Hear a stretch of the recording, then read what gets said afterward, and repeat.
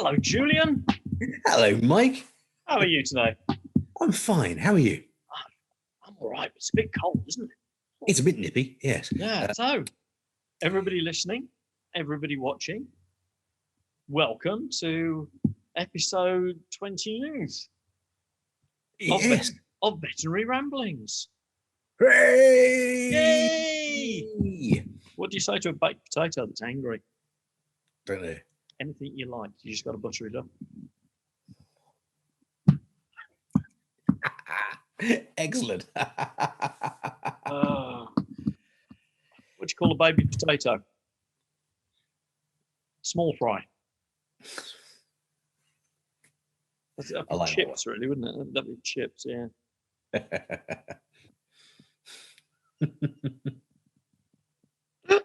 What you got now? Why did the sea monster eat 12 boats carrying sacks of potatoes? Don't know. Because no one can eat just one potato ship. Sorry, I'll stop. I'll stop. Hi, I'm Mike Brampton. And my name is Julian Ho. Welcome to Veterinary Ramblings. So we're getting quite long in the tooth and proper professional at this, aren't we? I'll tell you what, I reckon we could take on a professional. I reckon we could do that. I'm glad you said that. Why's that? Well, because tonight's guest is actually a proper professional. No, I was only joking, Mike. I don't think we could. Can we really? Yeah, he's been writing in the Chicago Tribune for 21 years, and it's estimated that he's actually reached more pet owners over the last few decades than any other pet journalist in America. He's got 2 syndicated radio shows, Pet Minute and Pet World. He's a special contributor at WGN Chicago Radio. Oh, who is it? Well, I'll give you a clue. He's also starred as number 59 across in a TV Guide crossword puzzle. How many letters? 4. What do the clues say? Pet journalist Steve. It's not Steve Dale, is it? It is Steve Dale. Let's get him on. And with the bing bong, here is Steve Dale. Hi, Steve. 59 across. Yeah, that's you. That's you, Steve. You have a gibbon, Mike, behind you. Yeah. Well, actually, he's actually a mountain gorilla, but I've put him on a diet. And So indeed, the great ape has become a lesser ape. We're putting brave faces on, but we are actually quite nervous because you're a professional and we're clearly not, and so we're trying the best we can. Please, Steve, don't be nasty to us. As I said, I'm just a talking monkey is all. So let me answer your question. I have not 1 but 2. No, that's not enough. I have 3 radio shows. So 2 are nationally syndicated, and 1 airs in Chicago, where I live, on WGN Radio. Right. So you got Steve Dale's Pet World. Yeah. Yeah, that's an hour-long show nationally. I have something called the Pet Minute. I've been on the BBC, by the way, many times. Have you? Yeah. One time they called and said, or the producer called and said, you know what I want to talk about? I want to talk about homosexuality in dogs, cats, and wild animals. And I said, what? But I'm up for anything, so I did. I did some homework. I really didn't know the answers, but I know this. It's as common among great apes, perhaps lesser apes like you have in the background there, Mike, yep, as it is among humans. That much I believe scientists know. This is not my area of expertise. Well, but anytime the BBC calls, how can you say no? It's the BBC. I mean, I don't know that you understand in the UK the reverence we have for those 3 letters in America. Probably you laugh if the BBC calls you, but if they're calling me, it's the BBC. Yes, I'll do it. I don't care what you want to talk about. So I was always happy to do it. So I was on Channel 5 years back. Have you ever heard of Channel 5 in this country? Very, very few people have. In fact, probably Mike hasn't. I only heard of it because I was on it on this one show, and they were interviewing me about sexual trivia of animals, and so they wanted to know relative penis sizes of mammals and amounts of ejaculate and things like that. But after half an hour, I realized they weren't really being truly scientific and wanting to know precise data. They were just wanting me to say these facts, in inverted commas, that would excite a rather shady audience just to boost numbers. And so halfway through I said, do you really think this will interest the audience? Oh yes, it will. Yes, very much so. Yeah. Did you talk about giraffes? It never aired. It never aired. I don't know why. I didn't talk about giraffes. No, although giraffes are famous, of course, for the length of the love bites they can get on their necks. I thought they were just patches of dark-coloured fur. Oh, are they? Yeah, they're covered in them. I thought they were love bites, and they're not love bites. Oh. Well, I do know that when they do what they do, it's quite romantic because their necks kind of they entwine. Yeah. Isn't that romantic? Yeah. Do you have Valentine's Day in the UK? We do. Yep. February the 14th. Same here. Yeah. So do people celebrate with their pets in some way? No, that's illegal.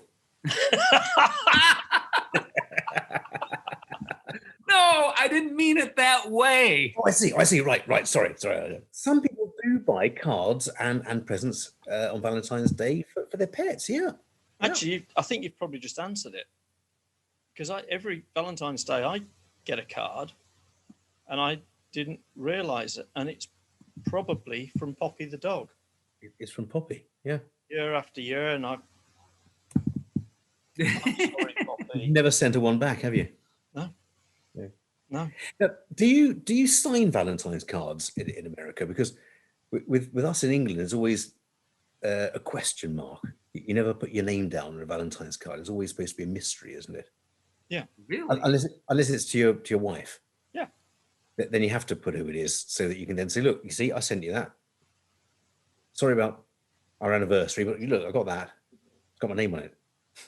So I've got a feeling from the look on Steve's face here that our colonial cousins across the pond actually sign with love from whoever. Yeah. Do you? Colonial cousins actually do that. We sign our Valentine's Day card, and people increasingly actually get gifts for their pets. Hopefully not chocolate, for Valentine's Day. And for all holidays, and for our pets' birthdays, and all of that. Same in the UK. Mm-hmm. Yeah, we do. We've got some presents for the cats hanging from the Christmas tree. Actually, we haven't got them hanging from the Christmas tree yet because otherwise the cats would have them. Yeah. And we've got presents for the tortoises.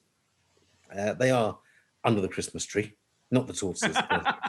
What do you get your tortoise for Christmas? We've got a nice fresh lettuce in the fridge. We'll give them, but we've got them a decorative rock for their terrarium. Sure, nice. Yeah, they'll love it. They're not very good at opening them. Although actually, my 9-year-old daughter suggested today if we wrap them up with the lettuce leaves, then they'll unwrap the present by eating it. Well, we had a dog. I live in a condo in Chicago, and we have a dog who lived across the hall. Boots Montgomery. Our neighbors had the most elaborate, beautiful, like you have in the background there, it looks like, Julian, the most beautiful Christmas tree. But they had all these gifts around the Christmas tree.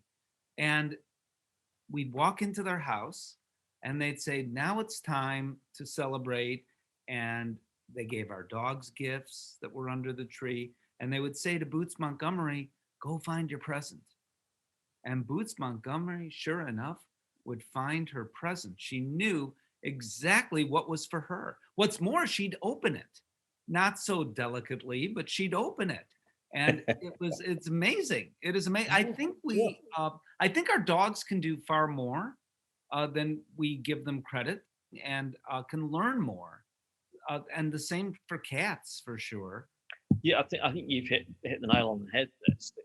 A few years ago, I did a cycle a CPD tour where I was traveling around the country on my bicycle, calling into veterinary practices and doing anesthesia CPD. And I was doing that on behalf of an organisation called Canine Partners.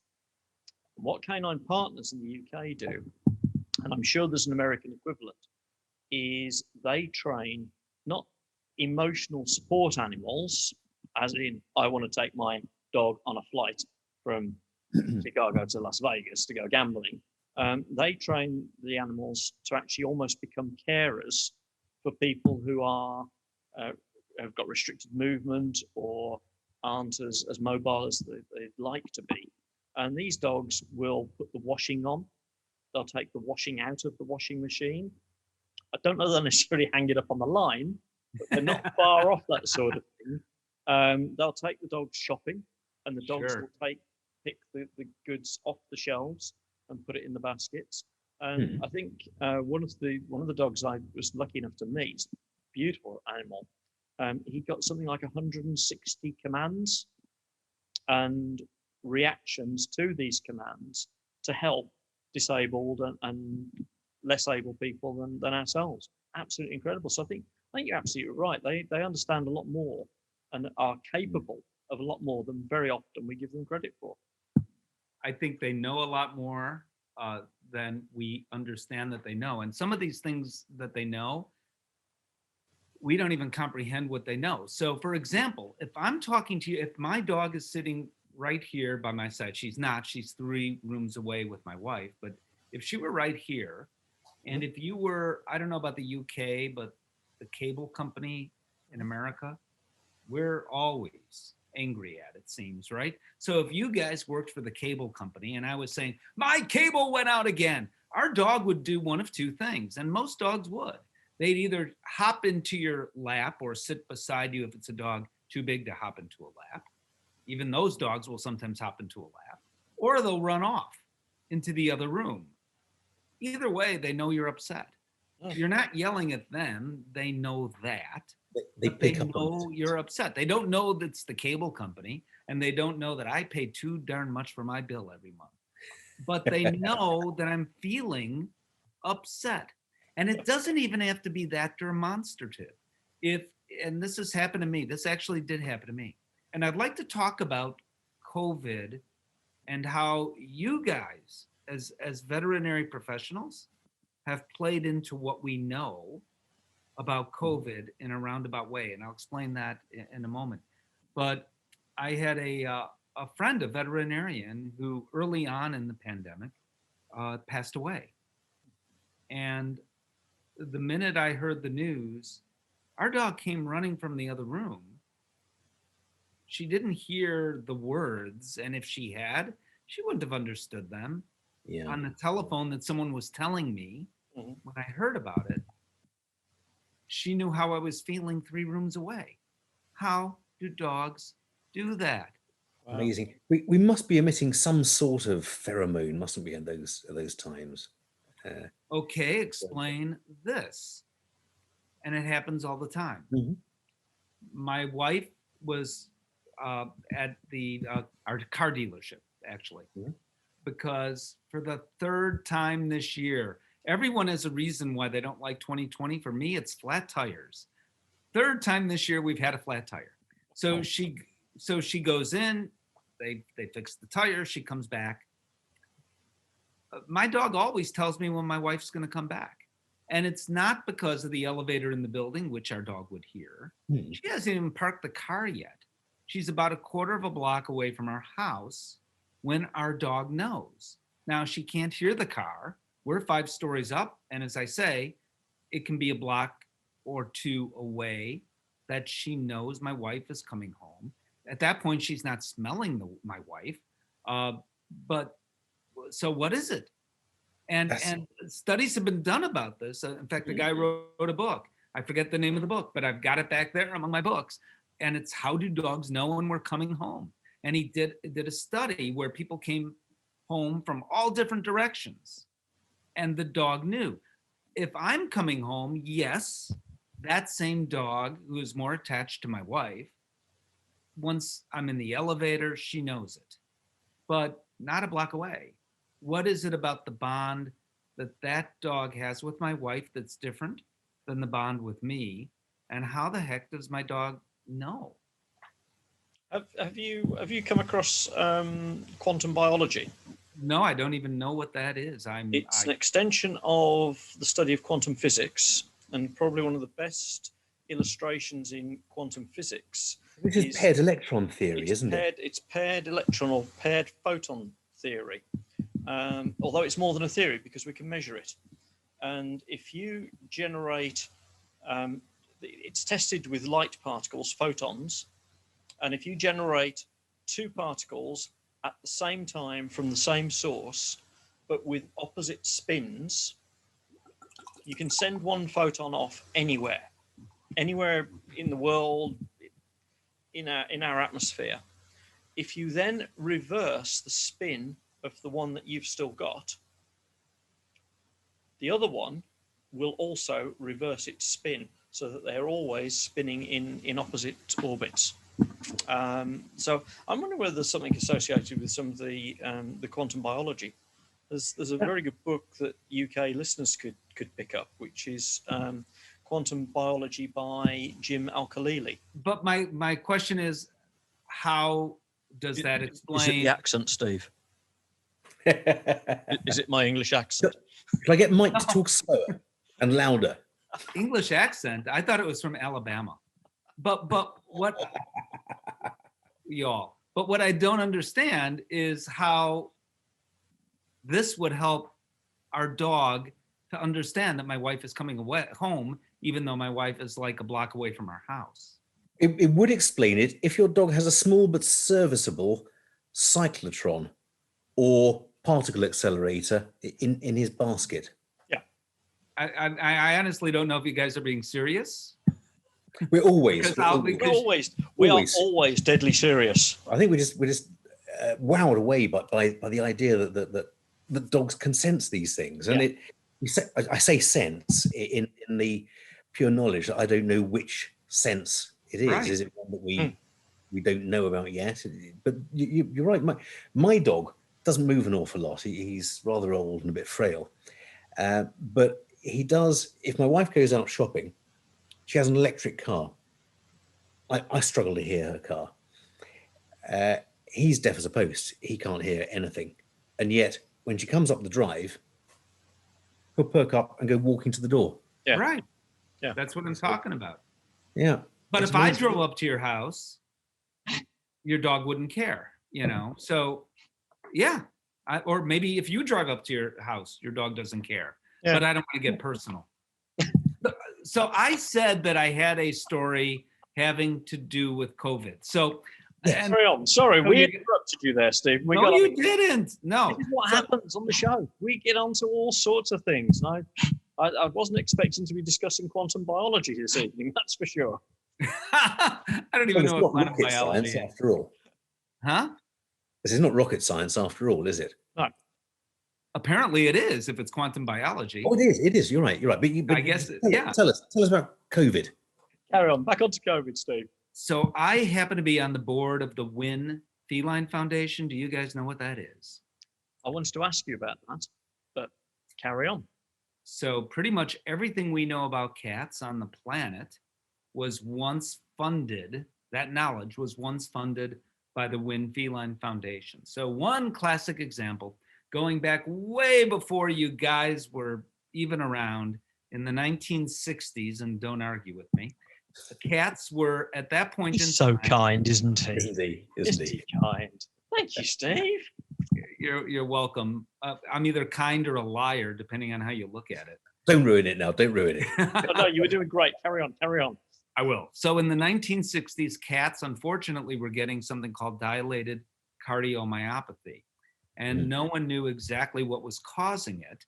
And the researchers were coming to organizations like the WIN Feline Foundation, a nonprofit that funds cat health studies in the case of WIN, were going to organizations, universities like Oxford to say, cardiologists were saying, we need to figure out what to do about it, how to fix this in the cats. One researcher, Dr. Paul Payan, who was then a student at UC Davis in America, said, no, I think I know how to prevent it, not how to treat it, how to prevent it. I don't think there's enough taurine in cat food. Taurine, of course, is an amino acid, which is essential for cats. Well, it turns out he was right about that. Wynn funded the study. No one else, everyone thought he was crazy. Wynn funded the study, and now there is plenty, there ought to be enough amino acid in cat foods, manufactured cat foods around the world as a result of that. Back in the day, again, before you guys were around, feline leukemia, no one knew what that was. Apparently, I'm told, it was called the feline lymph node disease. People didn't understand it was a retrovirus. They didn't understand how it came about, how it was spread cat to cat. Wynn Feline Foundation funded those studies. And as a result, Morris Animal Foundation in America came up with the vaccine that we now have for feline leukemia. Fast forward the clock to today. I'm going to just bust in for a second. Because I used to work with a lovely guy called Oz Jarrett, who actually was, I think, the first person to sequence the feline leukemia virus in this country. And the reason I worked with him was because I was in a group at the time as a virologist working under Robin Weiss, who discovered the first retroviruses, which was Ralph's sarcoma virus. He then subsequently went on to discover HRV and various other so-called foamy viruses, one of which was found in the gorilla and the orangutan. And I was the one who discovered the one in the orangutan. So I like viruses. But anyway, I'm rambling, as I do, but Oz Jarrett is a bit of a hero in the UK for his pioneering work on FELV and subsequently FIV. So interesting. No, that's interesting to know. And I want to ask you a question, actually. So in America, we're not seeing, and then I'll continue with the story here, but I'll ramble too. So Feel free. In America, we're seeing less FELV, probably because our lifestyle of our cats, more than your country, it's absolutely more and more indoors only. And if they're indoors only, they're not likely to encounter other cats, et cetera, et cetera. So we're seeing less of it. And there are other reasons probably why we're seeing less of it too. And our cats who get it are now living, sometimes if given the opportunity, a very long life. I'm curious if the same is true in the UK. Yes, but by and large it is. And I think there are two reasons for it. Certainly where I am, in my part of the UK, it's a much more rural area. Cats roam extensively and may not come into contact with other cats. So there's less interaction probability. So it's always been fairly low in this part of the country. It's a lot lower because a large proportion of the cats are vaccinated.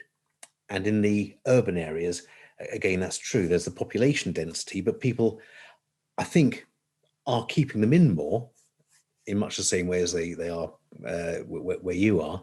But again, the population is vaccinated to a greater extent. And I think they're living longer for several reasons. But one is because the care is generally better, but also partly because we're not euthanizing them. And when I first qualified, it was almost a done thing that you came up with a diagnosis of FELV and you'd counsel the owner and say, well, I think now is the time to call it a day. And we wouldn't give them a chance. And it massively skewed the survival rates. Yeah, I think you're right about all that, actually. And part of that is the same in America. We're not seeing as many cats being vaccinated. In some cases, they don't need to be. So if the building right next to where I live in Chicago, which is, I don't know, 45 stories tall, if you live on the 45th story and your cat is indoors only, and there are people who say my cat's indoors only and the cat does go out on the patio or out in the backyard, it's not really indoors only, it could encounter other cats. On the 45th floor of a high rise, the cat would have to walk down the hallway, push the elevator button. Really a good jumper that cat would have to be, right? How do I get to that, you know? and then press the right floor to get down and go past the doorman and through the revolving door. That cat really is an indoor only cat. And we have more and more cats that truly are indoor only cats. They don't need to be vaccinated for FELV. FIP, and feline infectious peritonitis, has always been an issue. I was speaking about the Win Feline Foundation, that our organization, I say that because I've been on the board for 12, 13 years, maybe more, has been committed to do something about.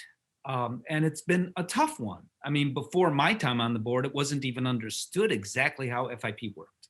It wasn't even understood that this was from a feline coronavirus that transformed inside the cat into an immune-mediated disease, which we now know. A lot of cats have the feline coronavirus, but only some cats get FIP. How does that happen? Why those cats? All of that, which is still to this day not completely understood. A couple of years ago, Dr. Niels Peterson, a legend in veterinary medicine, yeah, you're shaking your head. He wrote the book. I can go down the hall and show you. I've got the book autographed by him. I have the autographed copy. I've got a copy at work, but not the autographed one. Yeah, I'm honored to have it, and I'm honored that he spelled my name right, you know? I mean, the guy is amazing and so committed for his entire career to figure out lots of things, but including FIP, and to save cats that have feline infectious peritonitis, a disease always, if you look it up in his books or any other book, considered fatal. He came to the board of directors of the Win Feline Foundation, as he has before, and the proposal was to use a drug called remdesivir to help cats with FIP. And for those of you watching who may not know, I suspect you guys know, you're shaking your heads, that this drug is now used as one of the two, and there are only two, to my knowledge, or three therapeutics approved for COVID-19 caused by the SARS coronavirus. So he came to us and said, I've got this drug. I believe it's going to work. Here's why, and all these technical ways of putting why this antiviral that was created for Ebola virus in people and did a moderate at best job. Other drugs came along that did much better. So it's sitting on a shelf at the pharmaceutical company, and he thought, I can try this. I have reason to believe it'll help cats with FIP. We said, okay. He convinced us to do a clinical trial. He goes back to Gilead, the pharmaceutical company, that says, on second thought, you can't have that drug, but we have a cheaper drug, be better for you, it's cheaper, and it's really identical to remdesivir. So clinical trials happen, and lo and behold, these cats are living with FIP. Yeah. Peterson even said, what? A year out, the cats are still living. Some side effects, but pretty moderate. And if you get FIP, you die. So some side effects are a lot better than that. And they were mostly, if they existed in that individual. Amazing, just amazing. So Dr. Peterson wants the patent on it, goes back to Gilead after he published the study. So he's published all this, goes back to Gilead, the pharma company, that says, we don't want to let you have that. So then he goes to Kansas State University and says, I'm not giving up, and creates a molecule that's even better and is, I hate to use the word cure, but I don't hate it at all, but it's amazing, is curing cats with FIP. Who could have imagined? When I talk to veterinarians that have been doing what you guys do for over 10 or 15 or 20 years, just to use the word cure and FIP in the same sentence is like, what? That's amazing. It is absolutely incredible. It's a heartbreaking disease to diagnose. This remdesivir, which is, so it inhibits viral RNA polymerase. Mm-hmm. So it only works on RNA viruses, and doesn't work on all of them either. It's limited to some extent in the RNA viruses that it works on. It doesn't work on retroviruses very well because they utilize the human RNA polymerase and the viral reverse transcriptase. And the other molecule you mentioned, GS154124, whatever it's called, is the molecule that is transformed enzymatically from remdesivir in the body. And I think that's the one that Peter's developed, the new molecule on from that. Right. That's, I believe, all right. And it is quite incredible. I'll tell you, when the pandemic first began, we had at the Wynn Feline Foundation previously scheduled a board meeting. We held it virtually, of course, because of the pandemic. And the first words out of all of our mouths simultaneously was remdesivir. We knew that the government in America, somebody would figure this out quickly and go after remdesivir to see if indeed it could help people because of the similarities between the two. And cats are not people, there was no guarantee, but it turns out that it does help people, of course. And if it were not for veterinary medicine, the Wynn Feline Foundation, and Dr. Niels Peterson in particular, this could not have happened. And now people's lives, thousands around on the globe, have been saved because of this drug, which otherwise would not have been thought about for the novel coronavirus if it wasn't for all of what I mentioned. This is absolutely true, and I think it's a testament to the Wynn Foundation and to Peters, but also to the veterinary profession as a whole, that we are often the testing grounds and the proving grounds for these drugs. I think it has to be said, though, that remdesivir has one really quite unforgivable side effect, and this isn't to put people off taking it, but it probably saved the life of Donald Trump. Well, I don't know that you talk politics on this. We talk it a bit. We're talking a bit. Yeah, I could tell. I'll refrain, but you could probably tell from my response. But probably it wasn't necessary for him. I don't if he had it. Wing.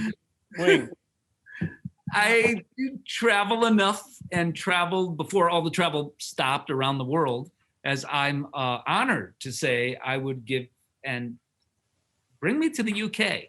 I did give and have given talks all over the world. I speak, and saying you're from America over the past few years has been embarrassing. I'll leave it at that. Leave it at that. But we've got Trump incoming, so don't feel too. Yeah, and Boris Johnson.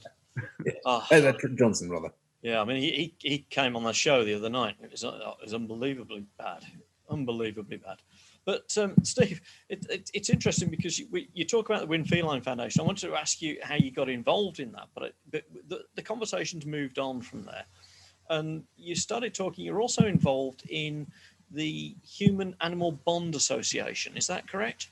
Yeah, and we're talking here about OneHealth, aren't we? So it all ties in, which is why this is the perfect segue, right? Yeah. I mean, a lot of lessons from what's happening in the world today. And I had the honor to interview Dr. Jane Goodall about, it was last year, 6 months maybe before the pandemic, and she predicted it. She did not say it's going to be a novel coronavirus, it's going to happen at this point in time. She is not a fortune teller. But you don't have to be a fortune teller to understand if you mix what we do and what in this case, the Chinese have been doing for a very long time. And it's not only China, it's other nations around the world, including America in a different way, that have these markets that bring all these animals together and people right there in close proximity with poor conditions for the animals, high stress for the animals, that disease is going to occur and those diseases can be transmitted to people. That's what happened with this SARS coronavirus. We got lucky with the first SARS coronavirus, and with the Middle Eastern respiratory disease, or MERS, we're not so lucky this time around. And Dr. Goodall predicted it, but she is not alone. David Attenborough has also predicted this, who I revere. I had the opportunity to interview him a couple of times several years ago. And, Did you? Did you? Yeah. Oh, yeah. What an amazing guy. He turned us down. He did. Really? He did. We haven't asked him. Wow, could you imagine that, Julian? Well, you know, you must pay me at least £30,000 if you're to have any chance of getting on the show, I'm afraid. That is so good. You need to pay Julian £30,000 because he just did it. That is true. really good. Yeah. Did he really ask for the bucks? We haven't asked him. We didn't We ask haven't asked him. We didn't ask him because you should. refusal often offends. Yeah. No. I could You phone can't his, get refusal unless you ask. You should ask him. I could phone his agent and say, Mitch, I need to do this recording on Wednesday. Could you please phone me and remind me to do it, please? Because otherwise I'll be in a forest watching a Whatever. elephant. Yeah. So but people like him have been predicting this for a very long time. And Yeah. it should really be no surprise that it has happened. Now, OneHealth, which is the interaction between, for those who don't know, humans, animals, and the environment, should finally be more than just a buzzword or two words. It really is something we need to do something about. We need to pay attention to it, and it can benefit us. It can benefit us. So here's one obvious example. It is thought now that cats are actually getting COVID far more than we thought. Now, there's no signs. In fact, they fend it off instantly. Their immune system, it's there, it's gone. Not for all cats. There are a very, very, very, very small percent that actually do show signs, apparently, and have gotten sick. And by the way, so far, they're not getting sick from other cats, and they're not getting sick from the environment. They're getting sick from their people who have COVID. It's still a human disease, as far as we know. And that seems to be, I mean, sadly, so many people on the planet have gotten this. And if we can count the number of pets almost on one hand, maybe both hands, we're doing pretty good. I'm sure there are some unknown instances, particularly in nations that don't pay as much attention. Having said that, what we seem to know that's amazing, these cats can get it and their immune systems knock it right out. What is it about their immune systems that can do that? And if we can figure that out, or bats get all sorts of viruses, including coronaviruses, right? And maybe this is where it all started, it seems. So if that's the case, how can bats do that? So if we can understand, well, who's going to help us understand that? Veterinarians, of course. And they can play, and have played all along, actually, if you look closely, a significant role in helping us not only through this, but also down the road to prevent other things from happening. Veterinarians have to work with the human medical community. It cannot be the human animal medical community alone. They just don't know all the answers. They're not trained to know all the answers. You guys are. So I look to both of you to save the world.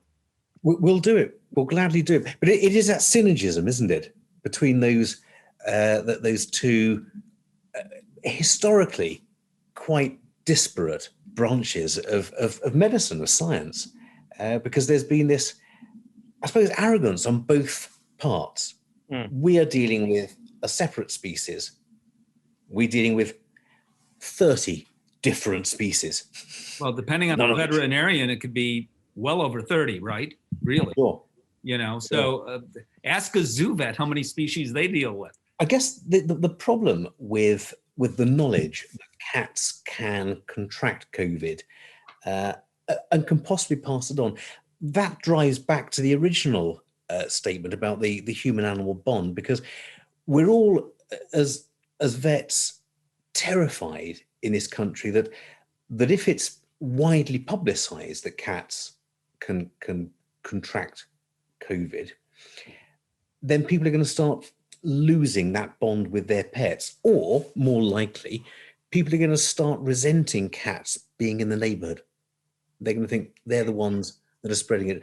You know, I reach a whole lot of pet owners, you know, so I thought from the very beginning, I am going to work with the American Veterinary Medical Association on this to ensure that everything I am saying is absolutely correct. I also knew that the AVMA, the American Veterinary Medical Association, was working with the Centers for Disease Control in America, the World Health Organization, and to some extent also the World Small Veterinary Association. So they're working with the right people, clearly. And working with them, I wanted to therefore get a consistent message out to pet parents. So early on, I said that I'm concerned about cats. Mhm. Oh my gosh. I received hundreds of responses from people saying I'm a cat hater. I want to see cats die, and that people are going to give up their cats. What has happened, at least in America, adoptions instantly and fosters instantly went up all over the country of cats and dogs, and some other companion animals as well. And I believe they helped for a couple of different reasons. I think one reason was sort of an altruistic reason. I want to do something good for the community. Others because they had fostered before. The timing was right and they were, okay, I'll take another dog or cat. But I think a lot of people did it because as our lives were turned upside down, we were looking for something we can depend on. Yeah. And I think innately, I mean, we evolved with dogs. We know that. We co-evolved. And one study that I like is from a Middle Eastern country where dogs are culturally, not religiously, culturally thought to be dirty. Even that study points that show people a dog in person, they'll back off. But show them a picture of a dog, they still smile. Yeah. They can't help but smile. And I think that we're so hardwired. That is the reason that people adopted in the numbers that they did here. And as a result, some shelters, many shelters actually across the country for some time, and for many shelters this continues, that they have a record low number of animals in the shelters.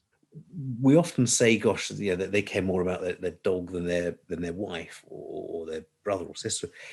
That's actually true, because I think we project, we feel the pain that we assume our dogs and cats feel, and we internalize that as well. So we're feeling twice the emotion, aren't we? For our pets. I agree. And also, many of us spend more time with our pets than we do with our significant other, or maybe our kids.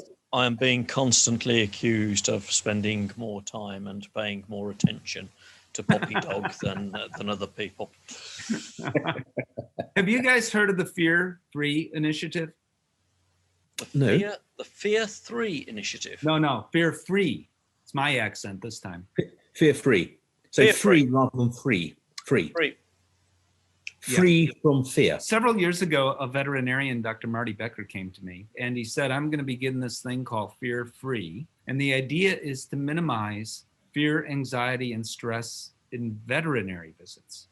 And indeed, being a behavior consultant, I instantly, he didn't even have to speak any further. I said yes, because I understood the need instantly. For cats, you take out a carrier and the cat in my house may be on the other side of the pond, you know, right there in the UK, swimming rather than going into the carrier. For dogs, even, once you're at the parking lot or the car park, is that what you guys call it? Yeah. Car park. Yes. Yeah. So once you're at the car park, the dog looks up and says, oh my gosh, I know where I'm at. And the pet parent is dragging, literally, that dog into the clinic. Inside the clinic, you have animals that I believe in many cases actually are so fearful, so terrified that they believe they are going to literally die. So Dr. Becker said, we can change this. Here's how we know we can change this. Based on what we now know about animal behavior, products that are available now, some as simple as pheromones, others are pharmaceuticals, depending on the need. Behavior modification in of itself can do it. Puppy classes that are held at veterinary clinics. So puppies and kitten classes perhaps as well. So dogs and cats, when they're young, have positive experience and positive associations with the clinic once more. And as important, the owners bond with you and don't necessarily go online when they have a question, but call you when there's a question because you indicate, I'm interested. I need to know. And when it comes to behavior, that's what those questions are mostly about, right? And in America, that is the number one reason. It's not kidney disease or heart disease or cancers. The number one reason why animals die, dogs and cats anyway, is behavior. Yeah. I found. Yeah. And I know it's the same in the UK. So Dr. Becker was so successful at this that, first of all, it's taken off like crazy in America. It's taken off so much here that dog trainers have said, I want to be fear-free certified too. Dog groomers have said, I want to be fear-free certified. Also, certification is offered to shelters. By the way, that's free in this country, and also to vet schools. And every vet school in America is fear-free certified. And those fear-free messages and techniques, some of them are very simple, but aren't thought about necessarily. And some of them a bit more complicated. You know, one of them that's very simple that I love is offering a menu for clients when they walk into your practice. That menu can be for cats, tuna, or sardines, or whatever, and giving it clever names like tuna casserole or whatever. It's fun for the person who comes in and says, today my cat wants this. Or it's actually kept in the medical records, incidentally, that the dog likes hot dogs, but doesn't for some reason like turkey dogs or whatever it might be. Also, emotional records of pets have never been kept by veterinarians, I don't believe. And to me, the emotional health and the physical health are intertwined. The timing was just right for this. I think in America anyway, I know pet parents were looking for this kind of thing. Veterinarians are being asked about, you mentioned service dogs. Can my dog be a service dog? I mean, these types of questions more than at any other time in our history. Cat cafes. I know that you have cat cafes in the UK. It's millennials, by the way, that really began all this stuff. They want all of this. Yep. If veterinary professionals feel their pets that they're treating are not unhappy, not terrified about being there, and don't want to eat them alive, then they are more likely to feel more comfortable in the workplace, as well as more safe, but more comfortable in the workplace as well, which can actually help retain employees at the clinic. Fear-free has been around a couple of years and long enough for there to be some studies, and this is what this has shown and much more. It increases revenue for those practices. Now, the cat, I talked at the very beginning of all this about how cats and dogs pick up on our emotions, and we don't even understand how dogs are able to perceive our emotions so incredibly insightfully, right? Well, now you've got all of these emotions going backwards, and it grows, I believe, like a snowball. So people are upset, the dog or cat's gonna get more upset, people will get more upset, it grows, and the dog or cat will get even more upset. Well, this does the exact reverse of that, fear-free. Because if the pet is content and maybe even happy, happy about being at the veterinarian, and it's very possible, a cat that was once terrified doesn't always need to continue being terrified. This thing sounds absolutely fabulous, Steve, and I think what you're saying makes an awful lot of sense. So Steve, this whole fear-free initiative and the whole feedback loop, obviously has got fantastic commercial benefits for the practices, and it leaves everybody feeling a lot better. We've got better medicine, better levels of care, etc. Do you see this potentially as being an end to the more dominant associated behaviorists that we see around? I sure as heck hope so. Right. The whole notion that we need to be dominant over our cats is ridiculous, because what happens instantly with cats is the human-animal bond diminishes right there if it doesn't completely fracture altogether. Cats do not understand what we're trying to do. Dogs don't understand it much better. And we're delivering all the wrong messages in all the wrong ways. There is no reason whatsoever. Dogs do not want to rule the world. They don't want to rule our household. The dog doesn't jump up on our sofa. The dog doesn't put on the brakes going into the veterinary clinic or not want to be examined by the veterinarian, having anything whatsoever to do with this notion that we call dominance. That's absurd. That dog that I'm talking about at the veterinary clinic is simply fearful. The dog who jumps on the couch is not listening to inconsistent messages from the family because the kids say, come on the couch, and mom and dad say, don't. The dog is jumping on the couch because it's above the floor and the floor may be drafty. The dog is on the couch because the couch smells like us and it's cozy, but it has nothing to do, zero to do with dominance. That is all absolutely made up. It was made up when it was first brought up in the 50s. Then it kind of disappeared for a while, yay, and then it came back. And it's unfortunate that it's come back. We don't need to do that. And why would we do that if dogs are our best friends? Why would we even treat them that way? We also know through science-based study after science-based study after science-based study that that is not an efficient way for dogs to learn. I'm going to quickly share my screen here, Steve, and show you a photograph. This is a photograph of me taken about 15 years ago. And you'll notice here that I'm using this dominance technique with my lead dog. Was this Valentine's Day, Mike? No. This was dog sled expedition on the Finnish-Russian border in the Arctic Circle. It was suggested that I didn't need to get to know my lead dog because the lead dog was a big alpha dominant male, and I probably shouldn't get to know him. So I thought I'd better go and dominate him and show him who was the boss. It's love at first sight. The dogs do have relationships with one another. Of course, and just like we do under certain circumstances, your wife, probably if you're happily married, under most circumstances, makes many of the decisions, but under other circumstances, you take the lead. And that's the case with dogs as well, actually. And there are some dogs where one dog takes the lead all the time. When they have that relationship worked out, the dogs actually get along far better than when they don't have it worked out. Whether you want to use the term dominant or not, I'm not sure. But we're not dogs. And dogs know that we are not dogs. You have to give them credit for that much.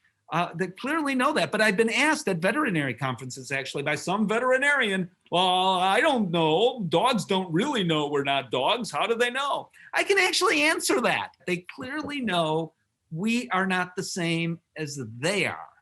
So it's ridiculous to think that our relationship with them would be the same as relations that other dogs have with one another. It's a relationship that's been built over in excess of 14,000 years. And so we're projecting onto them this spirit of, this is a wolf we're dealing with. No, bugger off, is it a wolf? This is something that has grown along with us, evolved along with us, semi-symbiotically. As you say, they know that we're not dogs. They may know we're humans, they may not, but they know that we're not dogs, and that we can do things they can't, and that they can do things we can't. And the ideal relationship is one where they give and take in equal measure to reflect that. Yeah, it's a little different now, but way back when Cro-Magnon men were around. In the 80s, you mean? In the 80s. Well, the music might have reflected that of the 80s. I don't know. I used to have really long hair back then. Really long, flowing golden locks.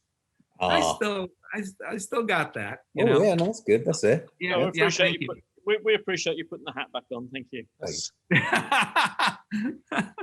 Steve there, just taking his hat off and showing us a luxurious, thick growth of dark hair, which of course, as viewers will know, neither Julian nor I have. That's what you call dominance. Oh, sorry.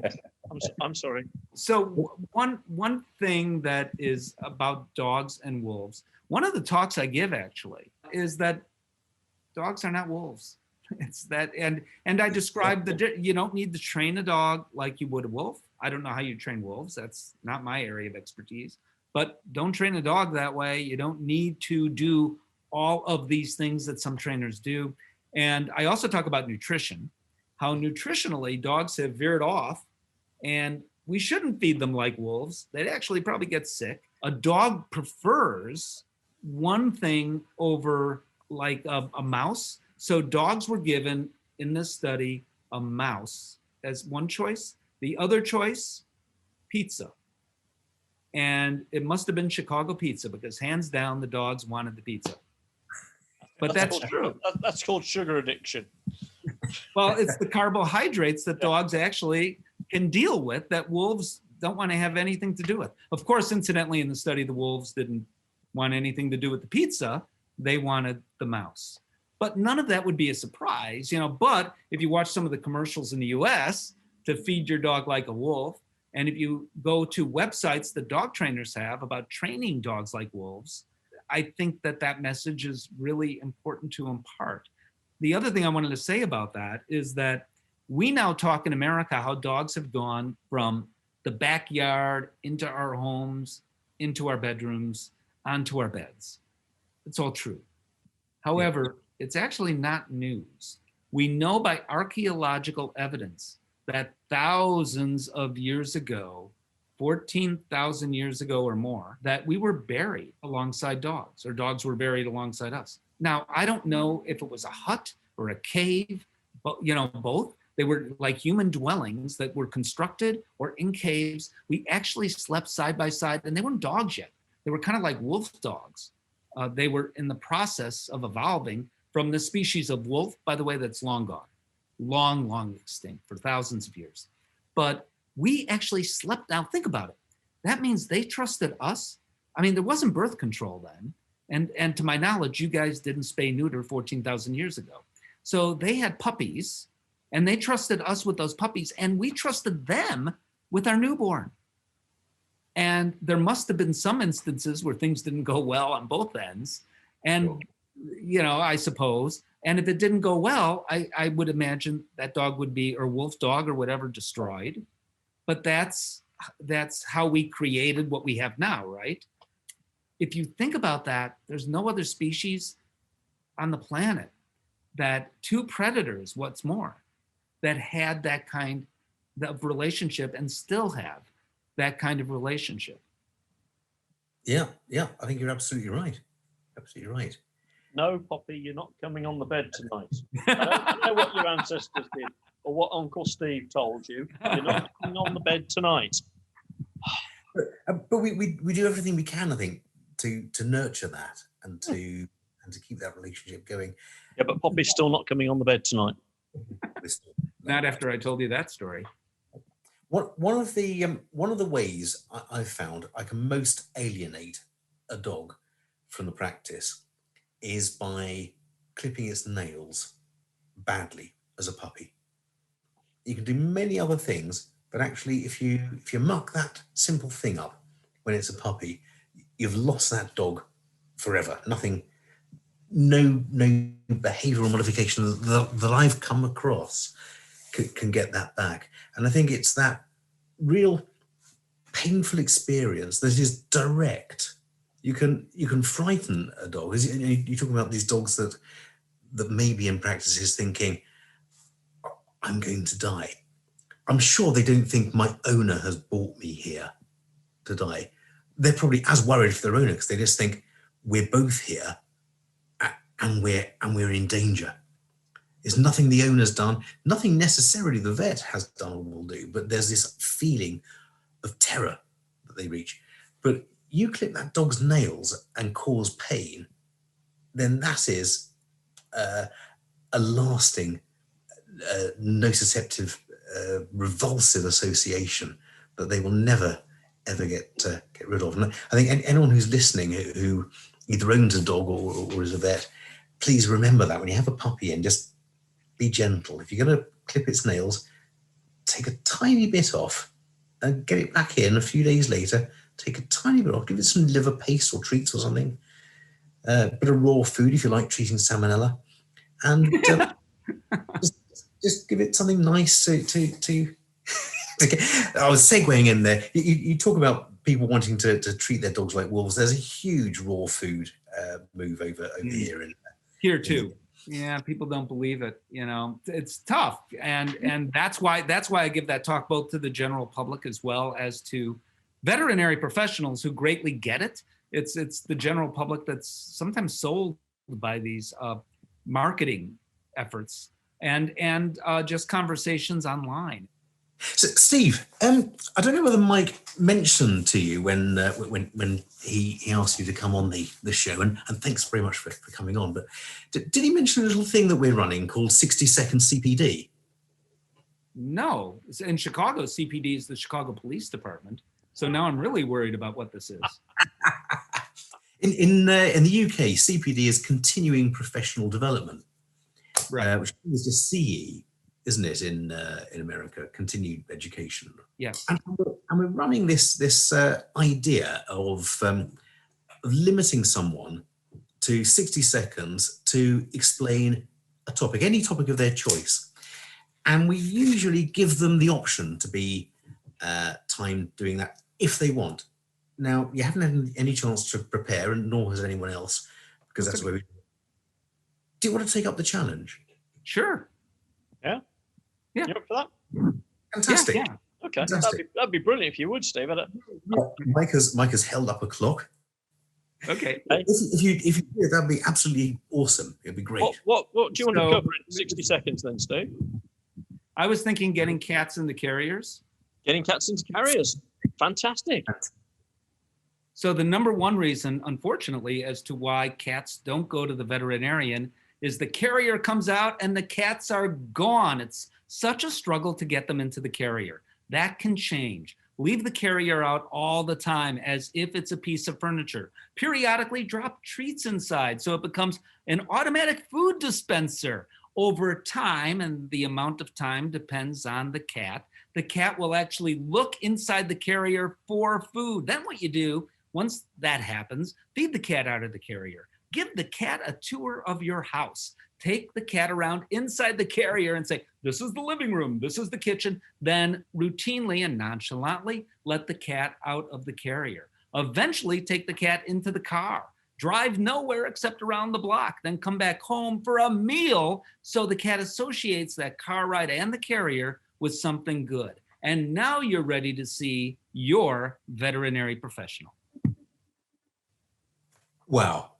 Wow. That was absolutely incredible. Content? That was amazing. That was absolutely perfect. Yeah, it couldn't be better. Okay. Which I think is the definition of perfect, actually. But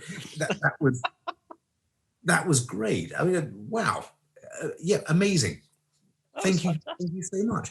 And actually, of immense help, I think, to all our clients. Yeah. When we get CPD, we normally have to produce a certificate to show that we've had CPD. And I've got one. You've got a certificate to do. Well, we've learned a lot tonight. I've got a certificate. Do I get one of those too? You can download the certificate. Well, Yeah. Let's have a look at the certificate that you're holding up there, Julian. Here we go. Now this says Certificate of Wireless CPD. There is such a thing? As the Well, wireless, yeah. You've got two shows on the wireless. And this says, this certifies that Steve Dale was actually and awesomely on our show, rambling with the best of them. AM, FM, JM. I would love that. I could actually download that. Yeah. You'll be able to download it. Can you send me a link as to where I could get that? Oh yeah. I'll print it out. Yeah. Yeah. That's Will do. very cool. Well, there's my little dog, just there. Oh. And he's relaxing with his two best friends, Mr. Piggy and Mr. Sheepy. and this is him. As I said, we carry him around in a little carrier, and he loves it so much. This is him. We left it out in the hallway, and he got into it himself. Oh, wow. That's nice. He loves it so much. Good thing. Now, I've no idea why I put that there, but that's a leak that I drew a face on and called Henry for it. Okay. And what's And- the bottom in Fills the the middle? corner in nicely, Julian. That's fine. That's Mike and myself. And I and thought so. And there's a friend of mine who's a professional clown. And there's the difference. We're clowns, but not professional. And that's my friend Popple, who Popple is the clown. professional. Popple the clown. And just in the background is Cakehold, his buddy clown. So they're professional clowns, and non-professional clowns, just to tell the difference between the two of them. I like the fact that some of your best pals are clowns. They are actually. They're really nice, and they have a circus called Circus Wonderland. That if you come to England, come to the UK, Steve, stay with us, and I'll take you to see Circus Wonderland, because they're Invite me there to speak. I'm serious. we've got the certificate, but we can't actually put that forward for race accreditation. No, you're right.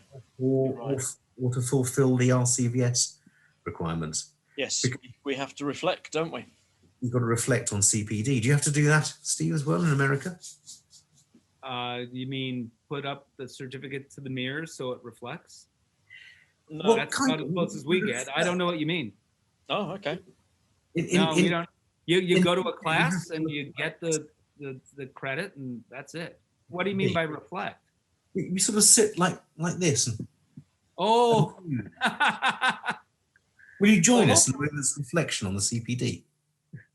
Sometimes, or sometimes they're doing this as I'm talking. And sometimes they're doing that, you know. Okay, Hopefully not while I'm speaking. Well, no. So what we'd like to do, Steve, is just to invite you just to reflect back on this evening, or this afternoon in your case, on some quality CPD and some great CPD, especially the 60-second CPD that you very kindly gave us on carriers and getting cats into carriers. Absolutely brilliant.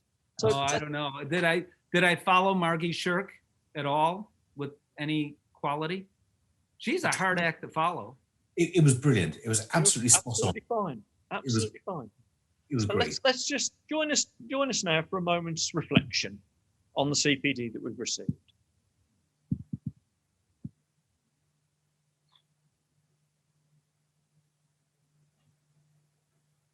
And you know, that's the worst thing, isn't it? As a broadcaster, as a presenter yourself, that's dead air, isn't it? Yes. On that note, I mean, Yes. Have you got a joke for us this evening Oh, I have. about Part of gorillas? your, okay. I've got. So I normally finish off with a really bad joke, Steve, and I apologise for this in advance. But I've got a joke about a potato family. Potatoes. And there's potatoes, yeah. What? Because and so like we've there's been the mother- talking about potatoes all evening. All evening we've brought up potatoes, and so here's the mother potato is watching her daughters get ready to go out on a night out, and the eldest daughter says, "I'm going out with a King Edward tonight." And the mother said, "Well, that's fantastic. That's amazing. My daughter going out with a King Edward. I'm a very happy potato mum. Go on, off you go. Enjoy yourself. Hope he proposes." And then the next one comes along and says, "Mama, I'm going out with a Jersey Royal." "A Jersey Royal, fantastic. Gosh, two of my daughters doing fantastic. This is brilliant. Off you go. Enjoy yourself." And the third one says, "Mum, I'm going out with Vin Scully tonight." And the mother says, "No, you're not. No daughter of mine goes out with a commentator." Should I be insulted because I'm a commentator? No, not at all. No. No, you're far from that. You're far from that. No, Vin Scully's brilliant. He's brilliant. I'm excited that you guys know who he is. That's. Can I tell you a very fast dramatic story? Yes, please. And then probably we should go. So a poodle and a border collie were talking, and the border collie said, "You know what? I am just so upset. I just can't take everything that's going on with the pandemic and everything else. My people are home all the time. They are driving me crazy. And the cat, oh my gosh. What's more, they went out and they got 3 more cats because they wanted to adopt 3 more cats." The poodle then, his best friend, said, "You know what? I just think you need to see a psychologist." And the border collie said, "I cannot." The poodle said, "Why not?" Border collie said, "Well, I'm not allowed up on the couch."